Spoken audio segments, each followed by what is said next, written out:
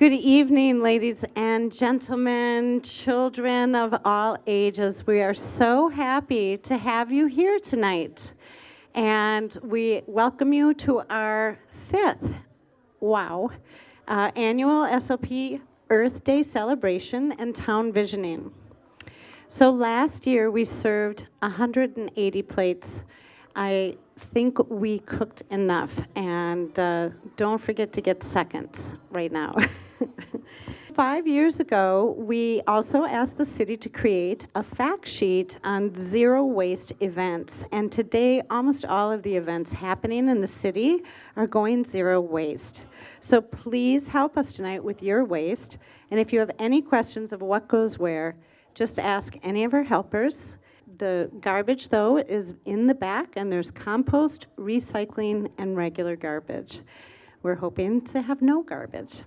The very first year, this is our fifth year, the very first year, we had 35 people participate. And the mayor at that time was like, why isn't this being taped by Park TV?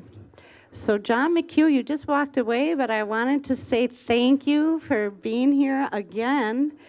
He's been here the last few years taping for Park TV. Tonight we have 35 people just listed on our thank you list alone. And I am worried that I missed anyone, so my apologies for that or any misspellings. But we thank all of you for being present here tonight. Speaking of which, you might get a present for being here tonight. Make sure to get your raffle cards stamped and turn them in for tonight's amazing free raffle, just for thanking you for being here tonight. We hope it's a fun way to make sure you see some of our partners and their work being done in St. Louis Park. And we want to thank our donors, Fresh Time, Trader Joe's, Byerly's, Cub, Do It Best Hardware, Home Depot, and Libra USA for their wonderful gifts they provided. So take a look around you right now at the variety of ages and backgrounds and causes that people here tonight represent. So thank you for Derek from STEP, coming. We have Children's First here. We have The Nest, a great new place that you should check out. Roots and Shoots and iMatter are here. And the Environment and Sustainability Commission, along with Great Plains Institute, are here with Roots and Shoots and iMatter to do a Solar United Neighbors meeting at 7 o'clock after this event. We also have many people here tonight from Oak Park Village. Woo! And some of them are community members, some are gardeners, and we have 3 interns this year that are here from Oak Park Village. We're going to meet with them at 7 because the solar power hour is really for homeowners, and we're going to be meeting with residents at the Oak Park Village complex to talk about them getting a community garden in hopefully 2020 or 2021. We'll see what happens on this journey. We also want to give special thanks to our judges for the evening. We're so appreciative for your participation again, Mr. Morrison and Mr. Osai. And we are very pleased to warmly welcome our nutrition director, Tammy Borgen, and nutrition operations supervisor, Asia Phillips, to their first of hopefully many cook-offs to come. So thank you, thank you, thank you for being here. We hope you enjoyed the process of judging tonight and look forward to your notes. I'd like to ask you to please give a round of applause to all of our volunteers here tonight and even our volunteers unable to attend tonight. We couldn't do it without your support and presence. And snaps for our interns and apprentices that have already begun working in the greenhouse, learning to seed and tend, and I think they're having a blast doing it. This year has brought us an exceptional crop. I use the word crop because we're teaching them about crops, and this year our crop ranges from tender young seedlings in middle school to flowering potentiates and even fruit-bearing stock. The varieties of diversity and passions are exciting. I'm excited to see what each brings to the table. There's a few people I really want to mention.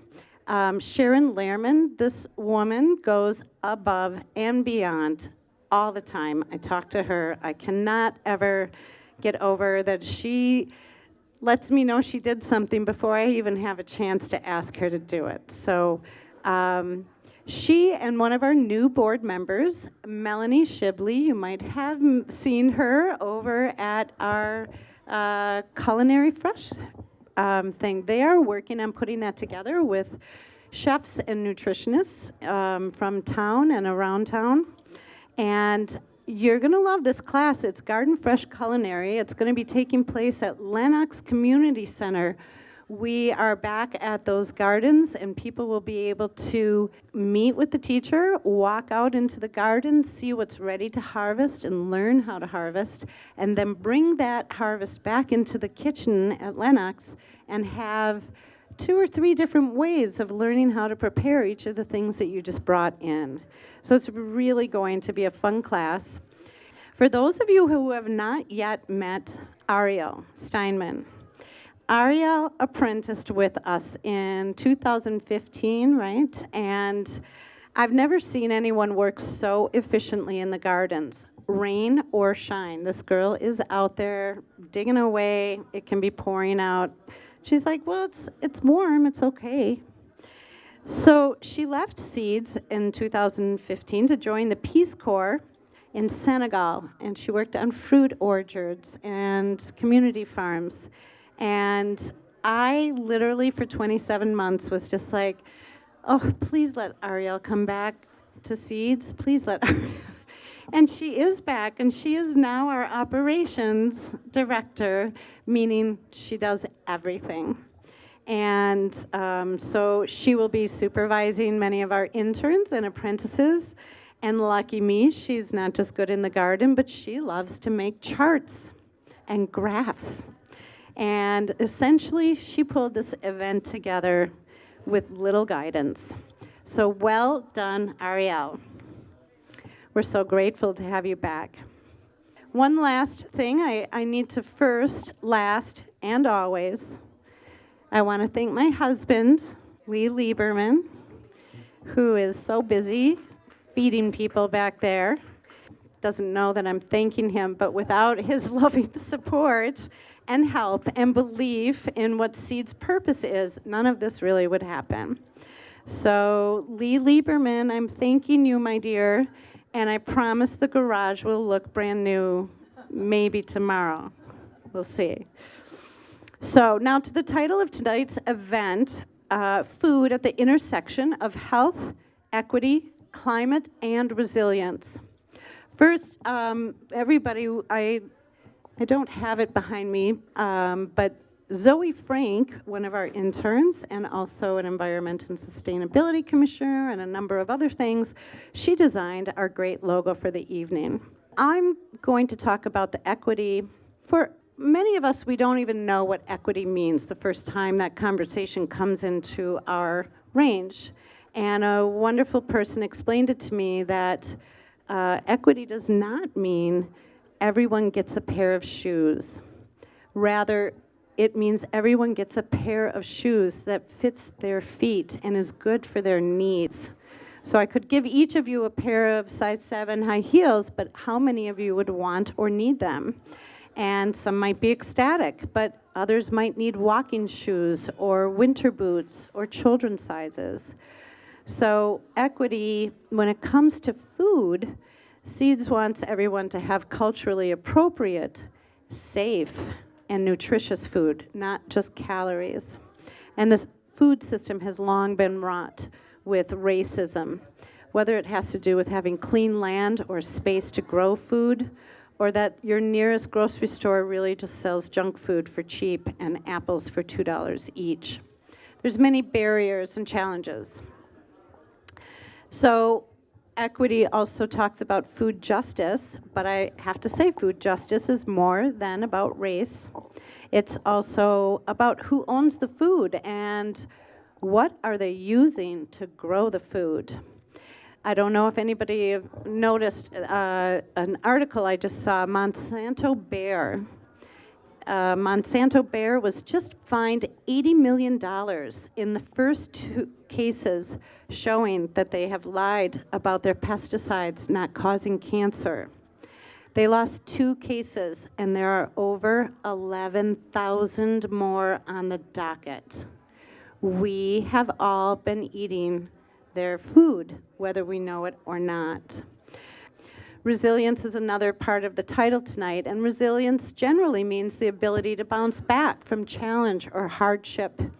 But some are born into hardship, and therefore their resilience can't actually bounce back, but it must grow from nothing. And resilience also means the ability to recover from disaster, not just surviving, but thriving. So poverty, whether by circumstance or being born into it, means you don't know if you'll have basic needs like shelter or clean water and nourishing food, if any at all. St. Louis Park has some major toxic soil that we are hoping to work with our city in the future, following the footsteps of Hopkins and Minneapolis. The mayor of Minneapolis just last week rolled out their new food action plan. Food action plan for the city of Minneapolis. SEEDS is working to create one for St. Louis Park.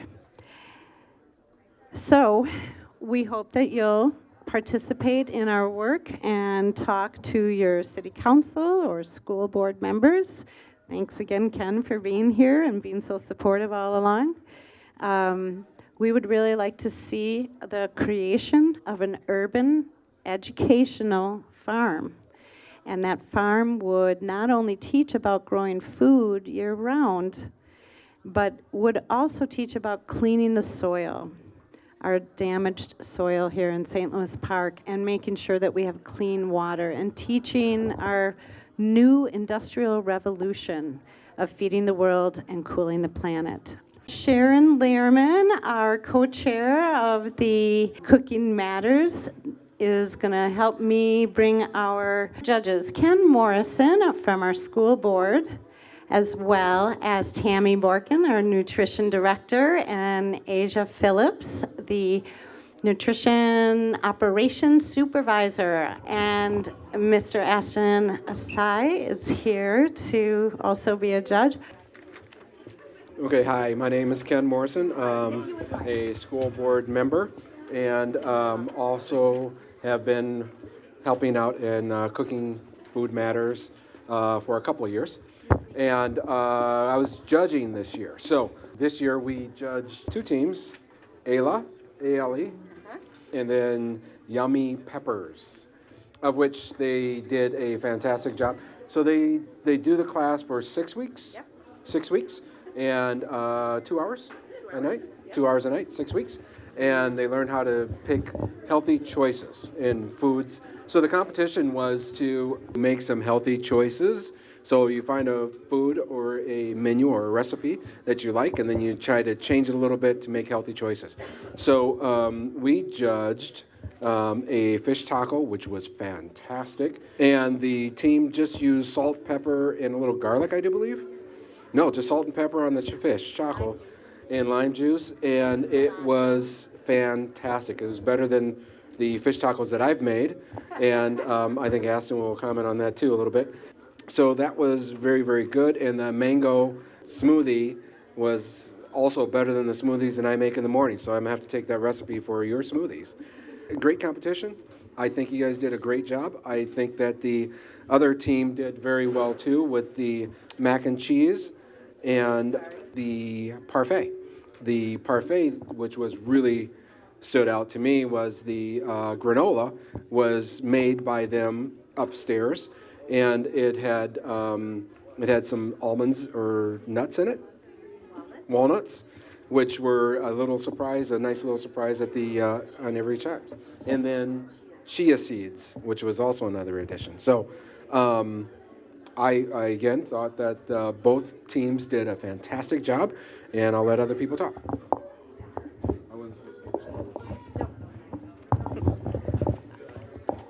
I thought both teams did a great job. The food looked great, and it tasted wonderful, so thank you. Yeah, I don't have very much more to add than what Ken did a tremendous job sharing the different options that the students provided. I just want to take a moment to thank each student who participated for their hard work and for their wonderful contribution. So it's always tough having to rank and score these events because both meals were delicious. You all did a tremendous job, and I was sharing with Ken and Yummy Peppers, who made the fish tacos, that when I first met my wife, so when we were dating, I would make her fish tacos, but I actually made them with fish sticks, so they were fish stick tacos. So I told her when I get home, I told the group when I get home tonight that I'll have to let her know that now I know how to really make fish tacos. So thank you all, and thank you for all of your hard work. Thank you to our judges. Can we have another round of applause for our judges? Team number 1, if you can come up over here. And team number 2, come on up. On team number 1, we have Avery, if you could wave, Avery, and Lilia and Amelia. Yay. And on team number 2, we have Estelle, Nora, and Delilah. So if you guys can wave. All right. So these girls worked really hard all 6 weeks learning about nutrition. The way that Cooking Matters works is they actually participate in cooking. This is a program that's co-taught by a chef and a dietitian. So the chef demonstrates how to make some food, and then the girls actually get in and participate and create the food. And then we all sit down and eat together. And then at the end of each class, they actually take home a bag of groceries so that they can recreate the meal that we made at home. And for our last class, we do this cooking competition where we challenge them to come up with some recipes that they like, but that they might want to tweak to make it a little bit healthier. So we're really proud of you ladies. You did a fabulous job. So just to let you know, some of the things that they were judged on, there were actually 4 criteria. One was presentation. Did the meal look appealing? Was it plated nicely on the plate? Second thing was creativity. How creative were they in designing their menu and what inspired them to put their foods together? And the third thing was the taste, of course, a very important component. And the fourth thing was the healthy transformation. So what kinds of changes did they make to their meals? They did such a great job that we actually decided that each team was going to get an award for what they scored the highest in. So team number 1 received their highest score for taste. So great job, team number 1. And they were the ones that made mac and cheese and yogurt parfait. And team number 2 scored highest in creativity. That they were very creative in the way they put it together and how they decided. And I know one of you mentioned something about that your motivation was a tropical theme. Yeah, so they made their fish tacos and mango smoothie. So we also have some presents or prizes for them. Probably the most coveted thing that we give out is actually the cookbook. We have a cookbook that has all the recipes of the things that we made in class, plus lots of others. And for every graduate, so you have to have attended 4 out of 6 classes in order to take this wonderful cookbook home. So they were all participated and they were all here, for at least 4 out of the 6 classes. So they're each getting this Cooking Matters manual. They are getting a graduation certificate, a Cooking Matters hot pad, and a Cooking Matters cutting board. So congratulations, thank you so much for participating.